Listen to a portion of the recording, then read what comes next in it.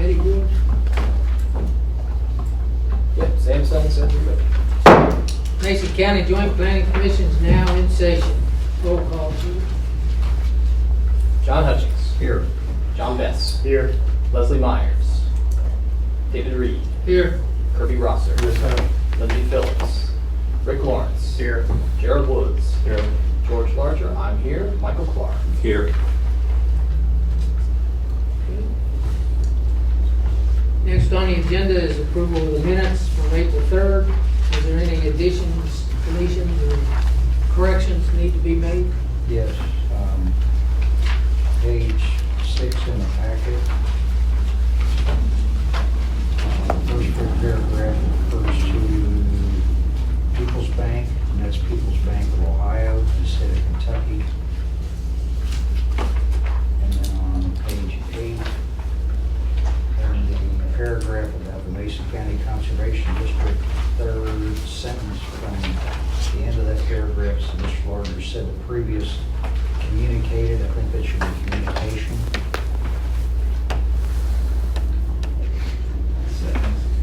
Previous. Yeah, probably. Let's go with that. Was to amend and certify. I don't know if that's what I meant, but that's what sounds. Any other? Hearing none, do I have a motion to accept the minutes? So moved. Second? Yes, sir. Kirby? All those in favor say aye. Aye. Rick, was that you? Yes, sir. Opposed? Okay. Old business, matter of record, finding the facts, zoning map amendment, BMC auto rental, 2 lots, 1147 US 6268. I actually I noticed something when I was pretty much all done with the packets. There is an amendment I'd like to make. Give me a second. On the, let's see, the third page, the very last line is the title for the next section. It says recommendation to the Mason County Fiscal Court. That should be the City of Maysville Board of Commissioners. What page is that on? It's the third page. They're not numbered, but it's the third page, the very bottom. It's a 4-page document. It's the third one.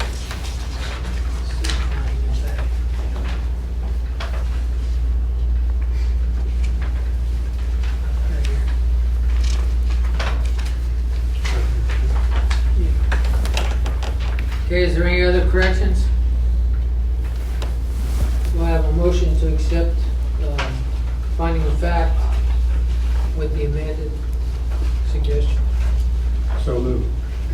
Kirby, do I have a second? I'll second. John, all those in favor say aye. Aye. Opposed? And for anyone who's interested in that item of business, BMC did request that the City of Maysville make that final decision. So that will be on the agenda at next Thursday's meeting, 5:15 in here. The regular meeting of the City of Maysville Board of Commissioners. So they will make the final decision. Y'all to sign that? Please.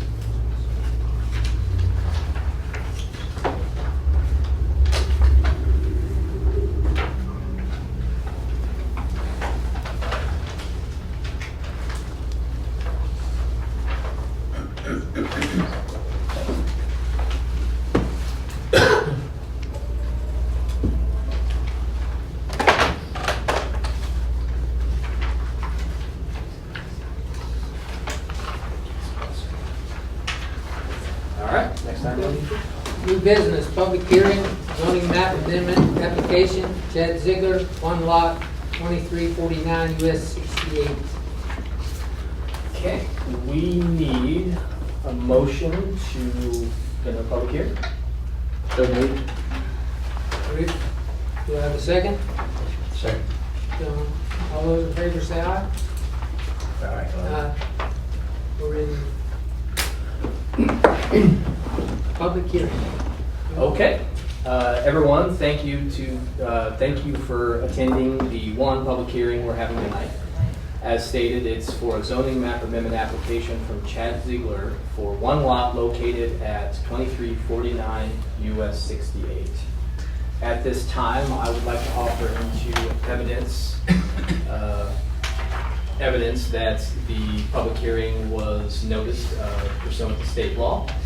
Here is an affidavit stating that I sent out first-class mail to all adjoining property owners.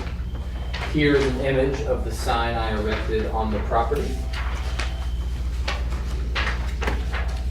And here is a copy of the digital tear sheet used to generate the advertisement in the Ledger Independent. I did want to make the note that at the time I made these advertisements, I didn't know that there was an address for the property, so the way that I advertised them was that this was a lot that was 35.6 acres on the west side of US Highway 68 at the intersection of US Highway 68 and Main Street. I actually think that's more descriptive anyway, because I don't think anybody was going to know the address, but I just wanted to mention that.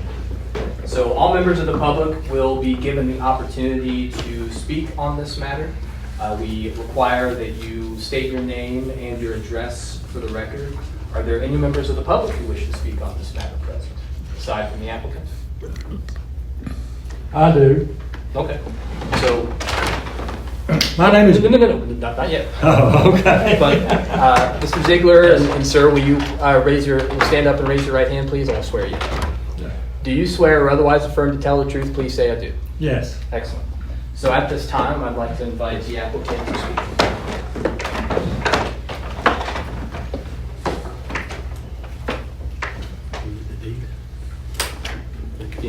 Yeah, and the reason, just to take a moment of the commission's time, when I first looked at this, it didn't appear that you held title of the property yet, and so I asked George to make sure that either we had the permission of the current owner for you to make this application, or that by the time you came to the hearing that you owned the property, and yes, this is the deed for the property, it's been recorded, and so, yeah, you're the owner, so please proceed. Yeah. So, this is something I've been wanting to do for several years. Hang on for a second, can you introduce yourself? Oh, yeah, Chad Ziegler. I'm from Maysville. I've been in the construction game for 27 years. This is something that I've always wanted to do. And I feel like at my age, the timing was right to do it. The location felt right to do it, to do a residential development there on that property.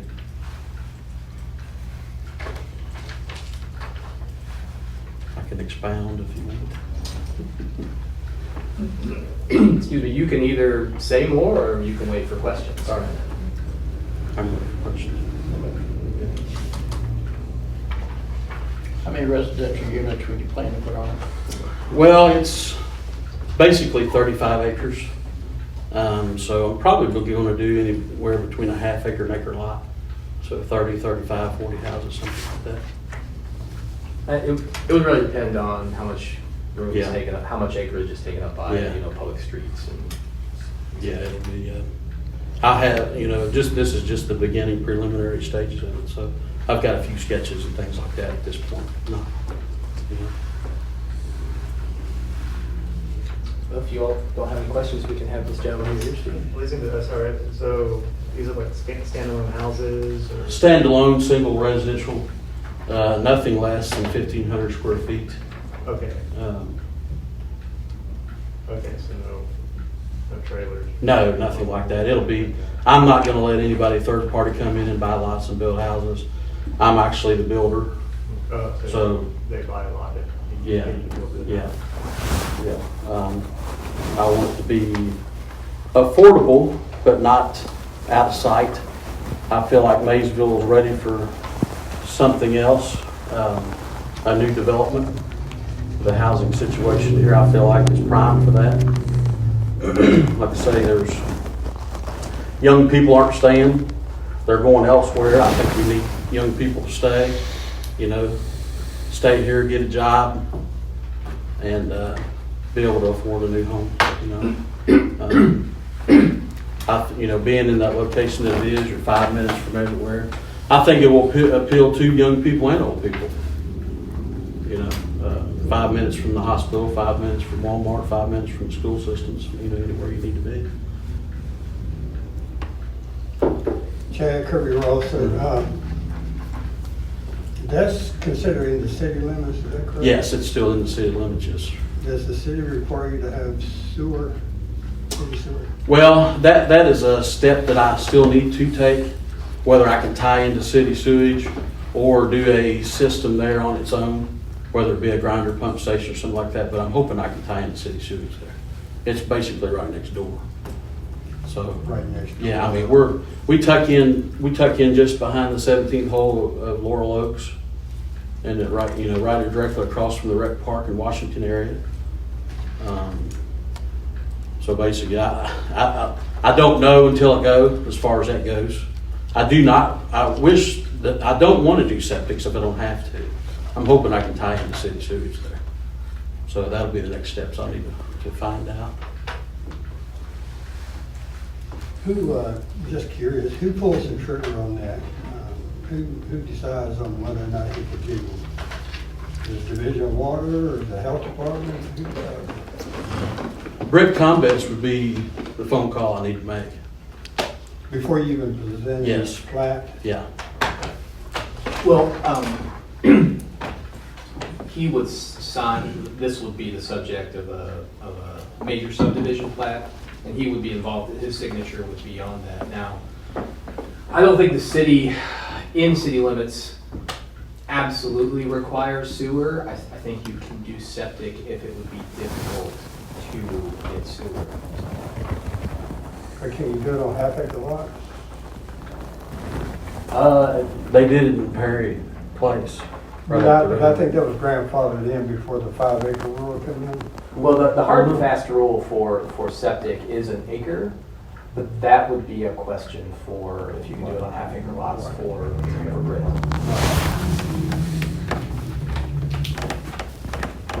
Do you anticipate one or two entrances off of 68? Well, I would like to have two entrances. Naturally, it appears to be able to let you do that. So that's the two hurdles that I need to figure out is the septic and the entryway with Kentucky Department of Transportation. The water and electric's already there. We just have to build that infrastructure up and find out about the entryways, what they'll let you do. But I really couldn't do anything until I got it, tell you about it. So it's a risk.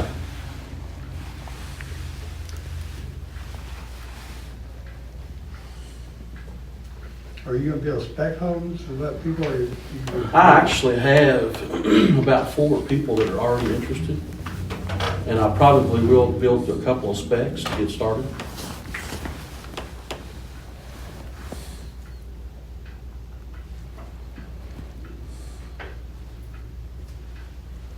Any other questions? Thank you. So you want to stand out? Can I turn introduce now? yourself? Yeah. My name is Jim Reese, and this is my sister Jenny. We own the property. If you look at that property on the left-hand side, down below that Jehovah Witness building. That was our home place. We grew up there, and it borders onto the farm there and everything. And, of course, Merle Walton owned that farm back years ago, and he owned the farm across where the park is was part of that farm. And he sold that farm. He did not want to turn it into subdivisions or nothing, so that's when the city came in and said they'd turn it into a park, and we're very blessed that we have a park that good. Because I've had a lot of people come in and tell me, for a community like us to have that nice of a park, a big and a nice park like that is a real blessing for us and everything. And I feel like that Maysville is running, and like a lot of communities are, just like what Lexington. Lexington has a battle between the green spaces and the city development and everything. And of course, I think we all believe when we go to Lexington, what makes it so unique is all the farms and the uniqueness that makes Lexington area so special. And I think we're running into the same problem with Maysville. We were just talking when we were kids and we used to come to Maysville, it was all country until you got down to 1960s, about when they built the high school, and then you had them older subdivisions. And now look at it, it's all grown up and everything under the sun is being built. And I think we all would agree there's no shortages of subdivisions in Washington. You can go any direction you want to and there's subdivisions and everything. And you know, it's a beautiful farm. You know, small farms are very popular with some people, and a lot of people like to have a small farm and everything. Also, once you go in there with bulldozers and bulldoze it all and level, I mean, it's just like an old home that was built back years ago, and with the old bricks we killed there, and the lumber was cut down from trees and built there, and it's an old home and it's handcrafted. Once you go in there and bulldoze it down, you'll never have nothing like that ever again. I mean, it's gone. I think we all would agree with that. It's gone. And that's the same way with that. Once you get in there and you start bulldozing, and then also we have the problem of congestion. And you know, you've got a lot of people now with all these subdivisions and stuff. And then you're going to add more, and then what else are you going to get into when you start bulldozing land and stuff? Or you're going to have trouble with drainage and with other issues. And there's always issues that nobody plans on that happens when you start changing stuff and redoing things. So, of course, you all have the right to make the decisions as you see fit, but I would want you to seriously consider, do we want Maysville just to be a bunch of houses and a bunch of buildings, or do we need green spaces and different other things? I believe that area there could be developed in maybe an additional park to the park there, or other things. So I would like for y'all to seriously consider, is this really what we need out there, or do we need more, like I said, the green spaces and other areas for that we could use it more proper for. So that's all really that I've got to say about it, for you all to seriously consider whether to keep it that way or not. Okay, thank you. Anybody else?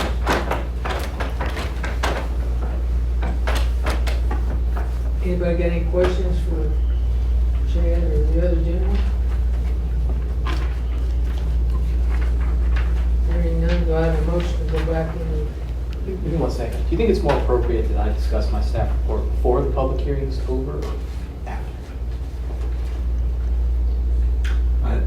I don't know that it makes a substantial difference, but probably after, because during the public hearings, we may take testimony from the public. Okay.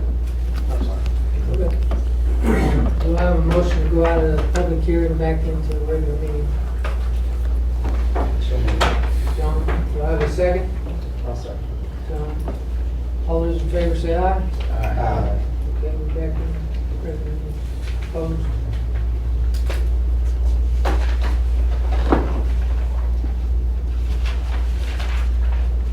Any other discussion?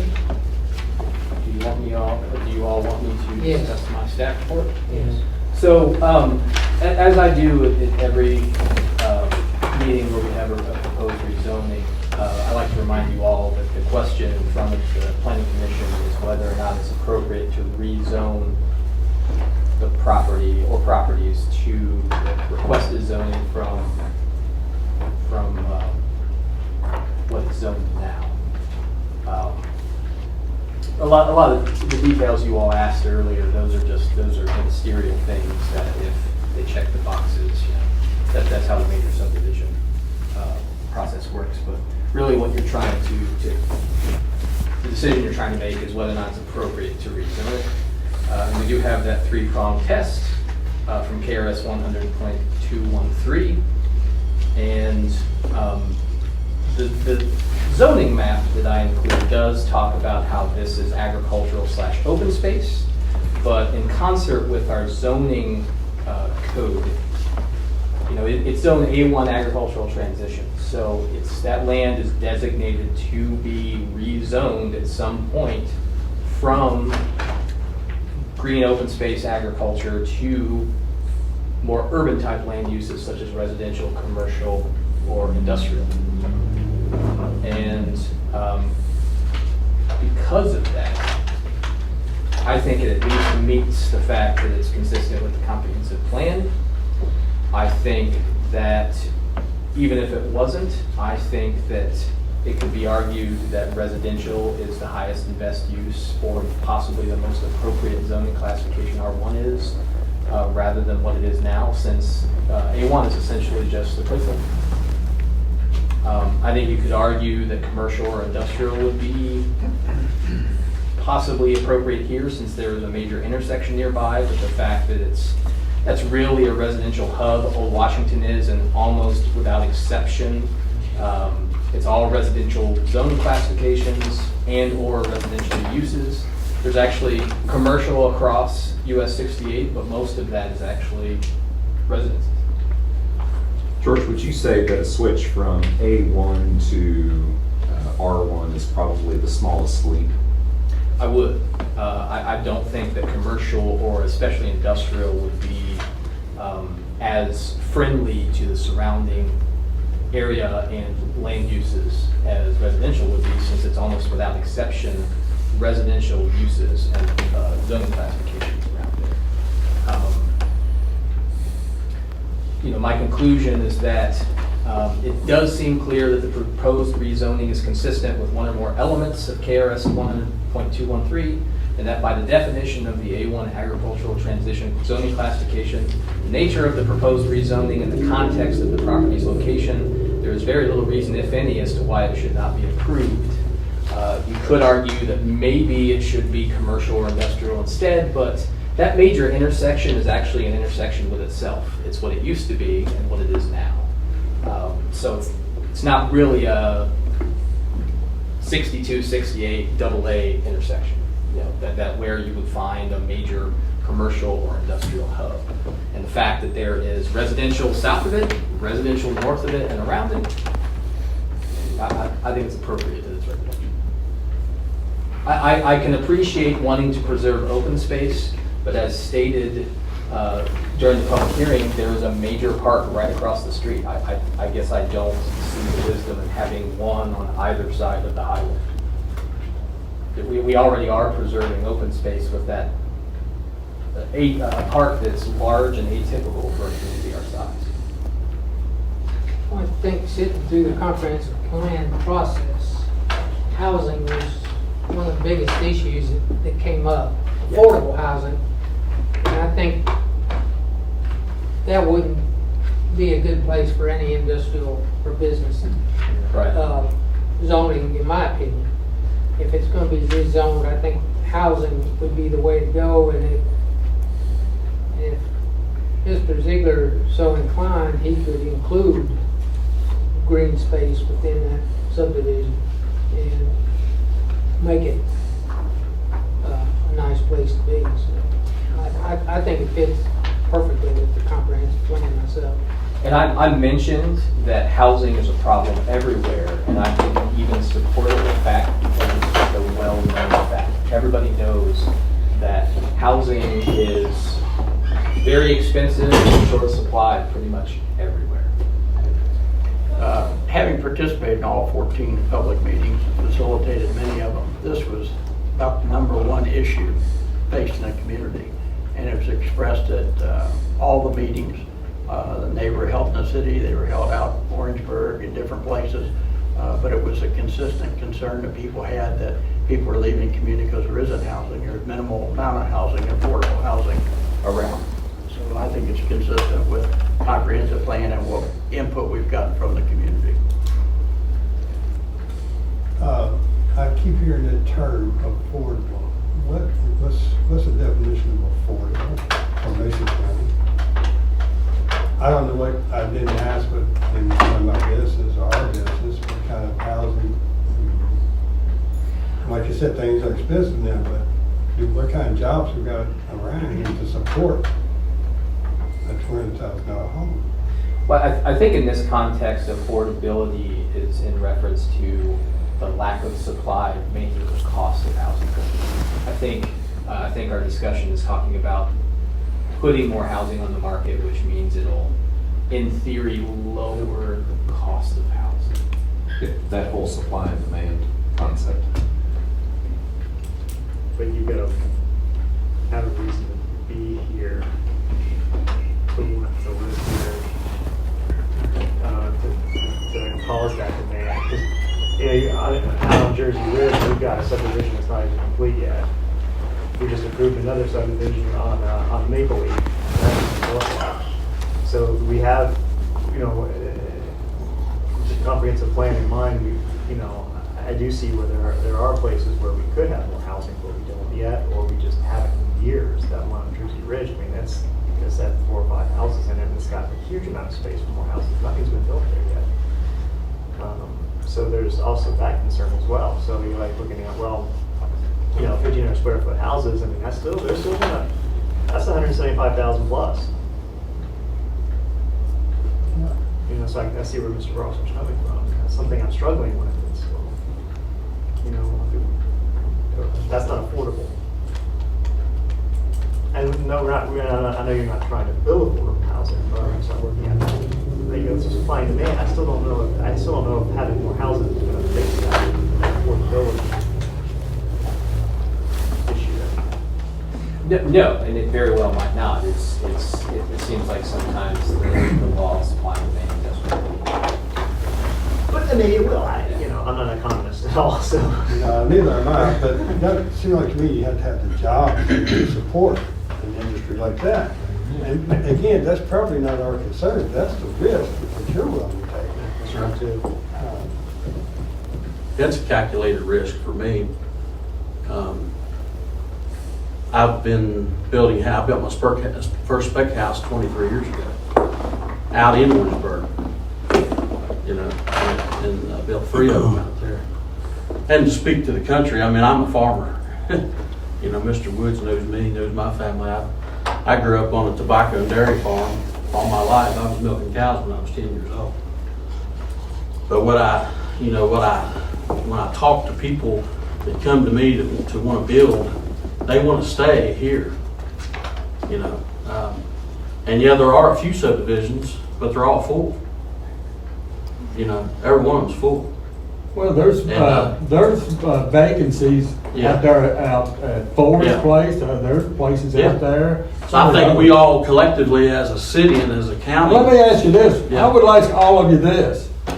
Where's all these jobs coming from? We've lost DP&L. Browning's gone. I don't know of any major manufacturing that's going to be here. Maybe you all know something I don't. But where are all these people coming from? Like Kirby here said, of course, that's your risk. Mhm. If you start building houses and then nobody wants to buy them, or there's no, because you have to have employment to go ahead and build houses. You got to have a job if you want to build a nice home. And where's all this employment coming in a small community like this? I have 2 children that are grown, and both of them don't live around here. And I'm the last race, and since 1790, my family's lived in this community since 1790. Back in my great uncle was the first on the City Council of Washington, and I was on the last City Council of Washington before we all agreed with the merger. And both of my children have left. My son lives in Knoxville, and my daughter lives in Lexington. And one of the main reasons they left, because there wasn't a lot of, they just didn't have the employment here. They didn't have the jobs. I think one of the things that's changed the job market a lot is the pandemic we went through, where people started working from home. There's more people There may be. that are working from home and can work from remote areas that never did before. I know a few things that I'm affiliated with, that's a big issue.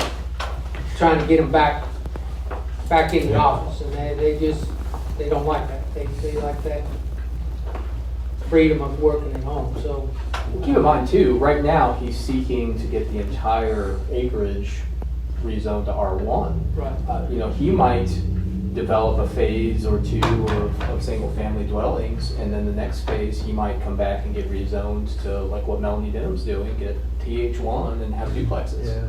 I mean, it's, for right now, you're just earmarking this for residential, but he could make it a mixed use, you know, depending upon supply and demand of what people want to buy. So, you know, it may not just be all R1, but right now, that's what we're starting. All right, let's start farming again. Yeah. You never know. And it, you know, it could take, Too old enough, yeah. it could take a while, it could take years for this to fill up, you know? So It's a long game. Yeah, I mean, it is. it's my risk. It's a calculated risk. You know, my construction company has been slammed for 10 years. I've never slowed down, even through the pandemic. I'm building $2 million worth of houses right now out in Sardis. So, with my perspective is completely different from some of you guys, your guys' perspective, because I've been in this game for 27 years, and I've never slowed down. You know, I've got older people asking me for duplexes. So, you know, I may, like, you know, George says, I may start off, build a couple spec houses. If 3 or 4 of those people I've been talking to want to build something for phase 1 on this side, the second phase, change it, townhouses over here. And it's appealing to the retired community and my age, and even younger. That's what Watson Development did. They Yeah. finished out those. And Melanie's already got people chomping at the bit for her. Any other discussion? All right, I'll ask for a motion to either approve or disapprove the application. I'll move to approve it as presented. Okay, do I have a Justification. second? Justification. As it meets the specs as presented by George and Counselor, and in conjunction with the comprehensive plan. Do I have a second? Reasons cited by George in his report. And in agreement with comprehensive plan. Correct. In zoning code that defines A1 as being placed. Who was second? No one yet.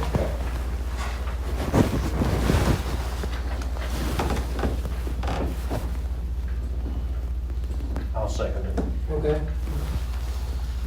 Let's do a voice vote. Yes. So, I'm going to try to explain this. I didn't do such a great job last time. So, voting yes would be to support a motion to approve. If you don't approve of this zoning change, vote no. But we would then need to have a motion formally denying. Do we understand? Okay. John Hutchins, Yes. John Bess, Yes. Kirby Rosser, Yes. Rick Lawrence, Yes. Gerald Woods. Yes. Okay, motion passed. Now, I will state, since this is in city limits, there is the alternative regulation for zoning map amendment that the city adopted as KRS 100.2111 that states that unless an aggrieved party or the city itself requests that it go through the city, then after final action of the planning commission, which would be the approval of the findings of fact at the next meeting, the rezoning would become law in 21 days after that. Does everybody understand that? If you have any questions, just let me know.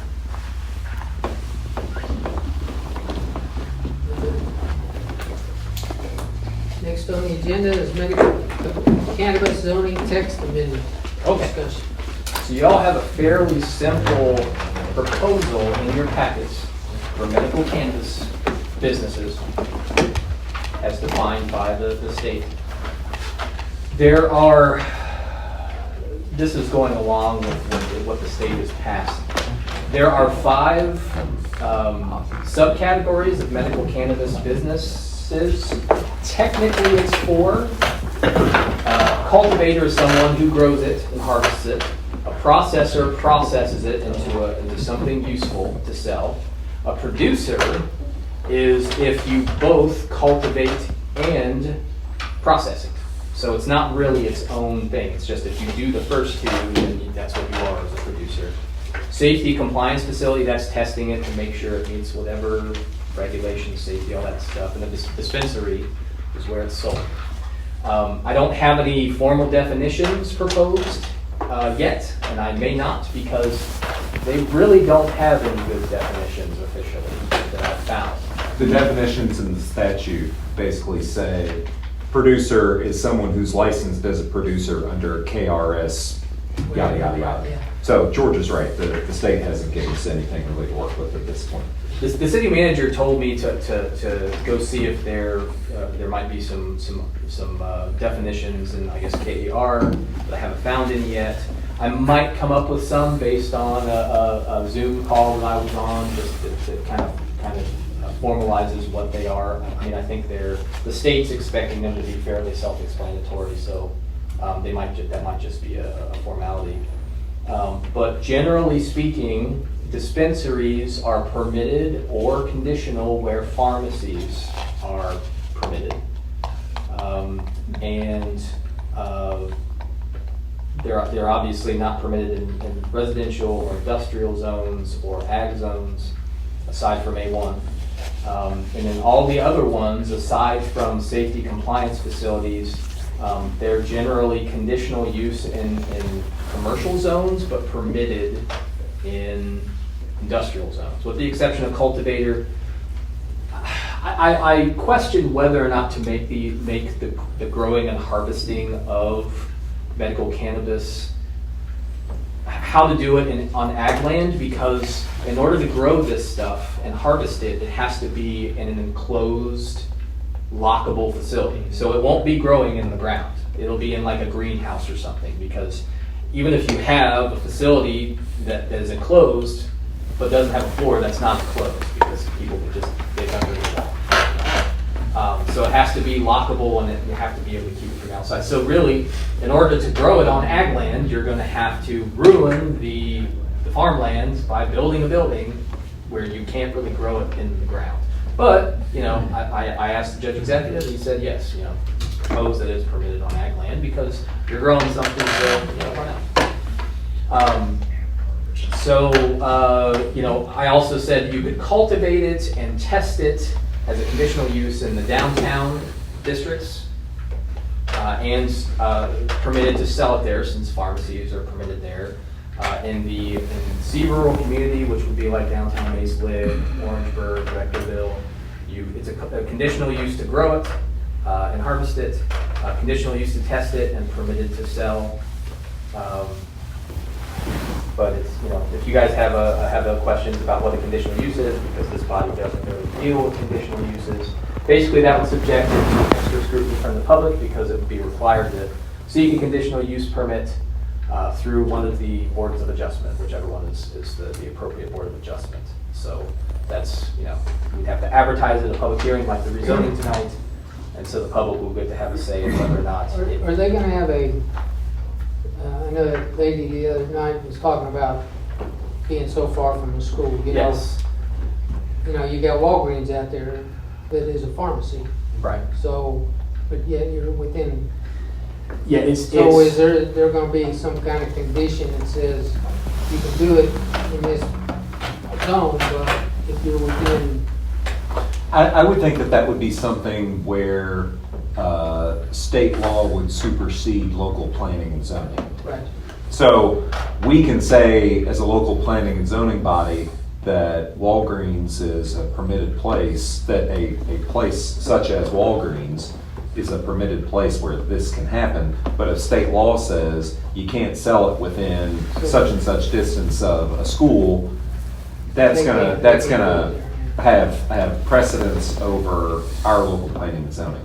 And just to add on to what George has said, I think it's important that this body go ahead and get something in place, because January 1, 2025 is coming, and once it's here, if we don't have it already zoned, someone can kind of jump in and be grandfathered, so to speak.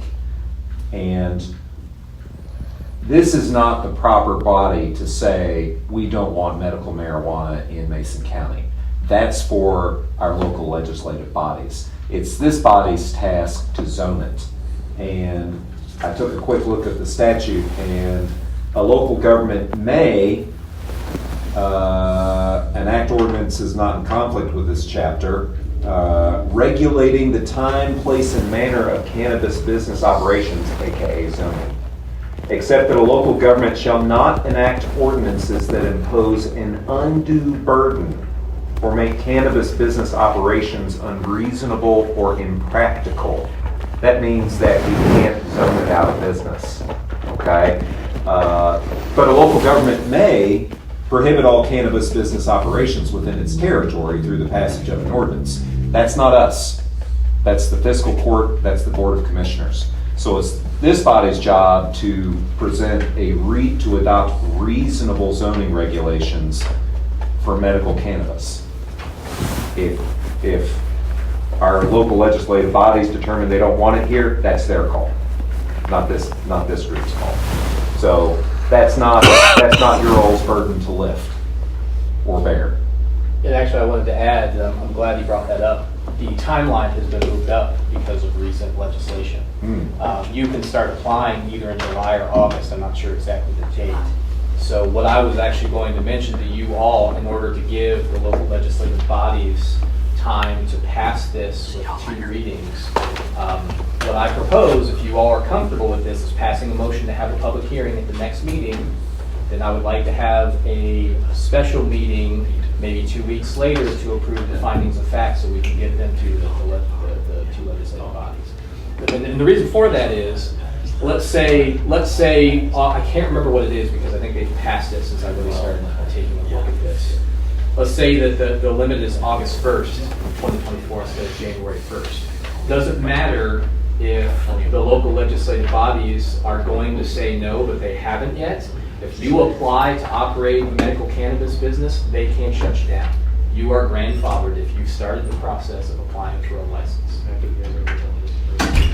It's either in July or August. I can't remember what it is, but I meant to look that up and I forgot. So that's what I suggest. So we would get the findings. I think it's either late July or early August. But I would like to get the findings done by the middle of next month, so that they could have. They might have to have a special meeting too, but I think they want to have it on the books before people start applying. I'm not saying that there are people just chomping at the bit to apply here for that, but I would rather get this done. And also the limit where it can't be within 1,000 feet of a school or a daycare, that's for all of these, not just the dispensary. Because it says that is for medical cannabis businesses, and that it's not just the dispensary, it's also if you grow it, cultivate it, process it, test it, and sell it. So that would be that. And the local legislative bodies can't supersede that or can't. No, that is. They're going to regulate the crap out of this. So really, Yeah, this is going to be a highly regulated thing. So licensing itself by the state, Yes. Yeah. the actual licensing, okay. Yes. Yours, I was just gonna say, have you seen the agenda for the May 9th training? Is there a section on that? I bet you he will talk about this. I would basically guarantee that. Because I think that's the way that David Pike is doing it now, is the morning. I don't think he really talks about like the bread and butter, like variances and rezonings and stuff. That's for Sean is his name, in the afternoon. He likes to talk about this cutting edge stuff, and I'd bet a large sum of money he's going to talk about this, since it is bleeding edge right now, this stuff. Yeah. you confused me about the ag zoning. You said that if we grow, So just review it again. Ag. It can be grown in ag zone, but it's not gonna be grown in the ground. It's gotta be grown in a building that can be put on ag land. Okay, but here's, I think that's where I got confused. Everybody's aware of high tunnels. There's one that's sitting right down there in front of the detention center. All of that's broken in the ground. Yeah, this is gonna have to have a floor, and then they'll raise beds. All in the concrete or all on the floor? Well, you could do it however you want. The point is, it has to be an enclosed, locked facility, Right, which means it's gonna have a floor, and it's not gonna be in the ground. Think at Harvest in Morehead. And that's broken in the ground. I don't think it's got a floor in it, it's the ground's floor. Well, I don't have a green thumb. I have like a whatever the opposite of that is. It doesn't matter, it's just that's what confused me a while ago when you kept saying it has to be. Right. But I can understand, because I've also heard that it has to have a fence around it. It might have to. I'm not familiar with all of the regulations. But Because like you said, it's highly regulated, and they don't want just any John Doe walking in there and right. taking it. And we can always change it once we adopt it. I think it's just important to have something in place sooner rather than later. And then as we get into it, once it becomes a thing, it can be fine-tuned if necessary with appropriate amendment. I just don't understand where the ag comes in at. I mean, Well, it's already zoned ag. I know, but the irony is, you know, I was kind of thinking a little bit of the whole solar thing of people who are upset about possibly destroying, you know, farmland. What I'm saying is that you can grow it on ag land, but you have to build a building to do it. Yeah. So that's going to eliminate some. It's not going to be a large amount. I understand, But- but we're doing that now, really. Right. So that's why I went ahead and just said, okay, it's permitted on ag land. It's just you can't. Right. People aren't going to be able to grow the ground. You know, you're not going to be able to just have a field and stuff. Right, like we did him. Right. So this is what, does anyone want me to explain what any of these zoning classifications are? Because I just kind of grabbed a grid from our zoning code and then just wrote these in here. I can talk about what a conditional use is. I've listed what that is. You know, the X is prohibited, the P is permitted. I can talk about whatever you want.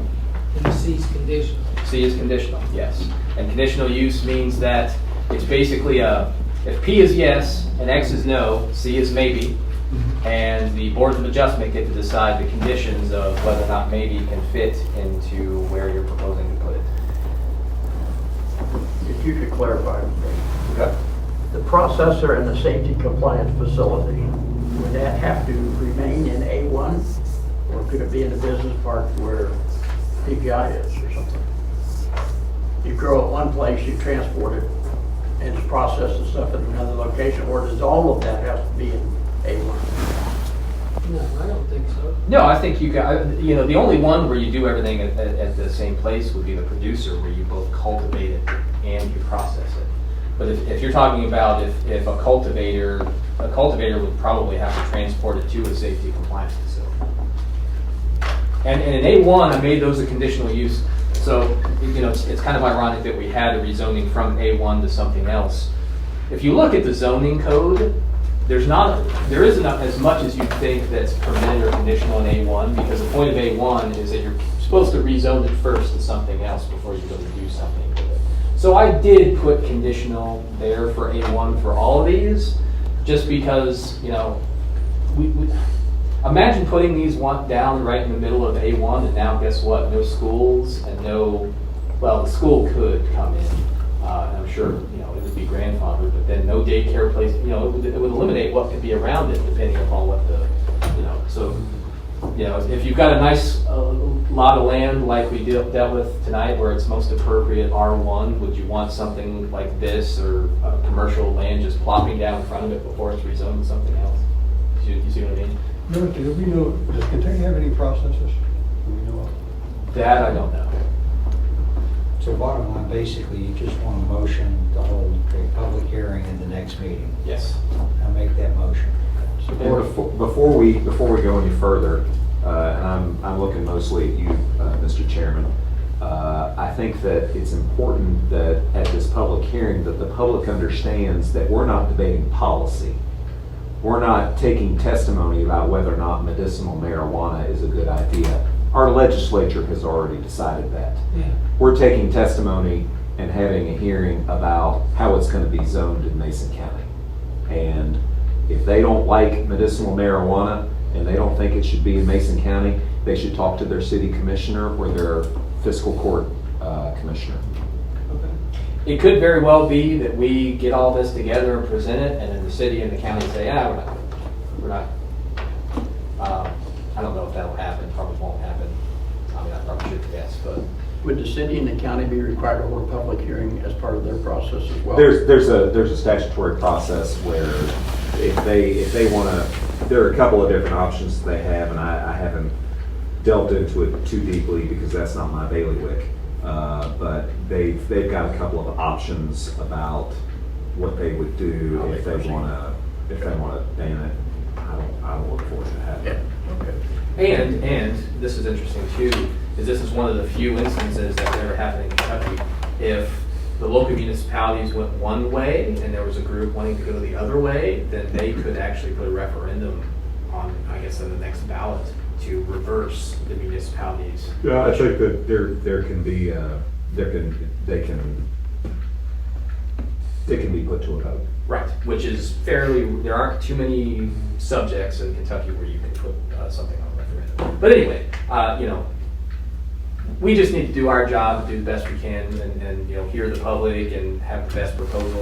If I learn any more that I feel like that we should add to this, then when we have the public hearing, I'll bring that up but for right now, really because it's so heavily regulated state, I mean, this is pretty much most of it, if not all of it. Well, frankly, I'm glad that David Pike will be part of that meeting on the 9th, and we'll hear from, that's the best advice going. Oh yeah, he was talking about this, I went to one, I think last June, and he was talking about this stuff, but since it's, it was passed by then, so, he might dive even deeper, so that'll be great. So we have a motion by John, second by Rick. And just before we vote, this would be to have a public hearing at the next regular meeting, which will be Wednesday, June the 5th.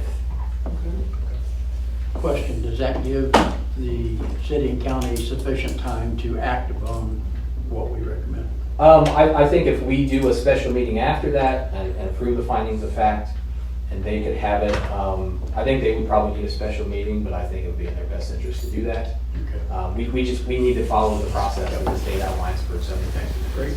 So, and again, it would be Wednesday, June 5th in here at 5:30. I will not be at a meeting on June 19th. I'll be out of town. Right. Well, we'll figure something out. We can, if it's just a simple meeting to adopt funds that they've already done. Yeah, I mean, you usually get it done fairly fast. We could do it the next week. Well, Don't put that on me. well, even the next week would be the second Wednesday, so we have that would be a. We can figure it out. We'll figure it. All right. All those in favor say aye. Aye. Opposed? Great. All right. Comprehensive plan update. I really don't have any updates. I know that several of the groups are either in the process of getting the subcommittees, is what I hear, have either started having their meetings or in the process of recruiting members to have meetings this month. Just as a reminder, though, if you're involved in one of those subcommittees, please try to have that done and report to me by the end of the month, the 31st. But otherwise, that's really all I've got for that. Okay. Reminder, the 24-25 HP 55 training, Thursday, May 9th at 8:30 at the Mason County Public Library.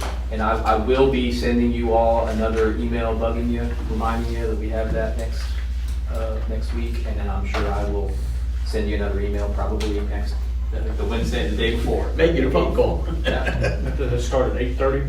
8:30 in the morning, yeah. And it says it lasts until 5, but they're usually over by about 3:30 at the latest. You'll have a nice lunch. It'll probably be catered by a local place and 2 great speakers. And please be there. If you find out the next day or two that you can't, let me know so I can cancel and we get our 66 or whatever dollars. Those are good trainings. They're not dull. Right. I forgot to. That was really good. Yeah, excellent. So, and they're required. I have a motion for adjournment. So move. Second. I'll second. All those in favor say aye. Aye. Opposed?